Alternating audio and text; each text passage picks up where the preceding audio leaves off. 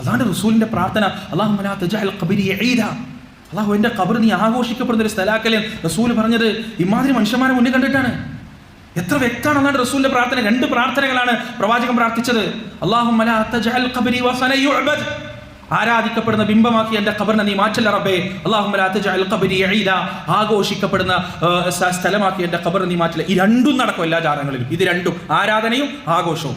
അള്ളാഹു കാക്കട്ടെ പ്രിയപ്പെട്ടവരെ. ഈ ഉമ്മത്തിന് റബ്ബ് തിരിച്ചറിവ് നൽകട്ടെ. ഇത് പറയുന്ന ആളുകൾ വിഘടനവാദികളും പ്രശ്നം ഉണ്ടാക്കാൻ നോക്കുന്നവരും പ്രശ്നം ഉണ്ടാക്കിയിട്ട് ഇതൊന്നും നടന്നിട്ടില്ലെങ്കിൽ ഇതിനെതിരെ പറയുന്നവർക്ക് എന്തെങ്കിലും നഷ്ടമുണ്ടോ, എന്തെങ്കിലും ലാഭമുണ്ടോ?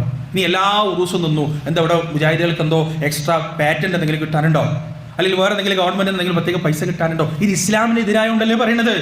ഇത്തരം അന്ധവിശ്വാസങ്ങളെ തകർക്കാനാണ് പ്രവാചകം വന്നത്.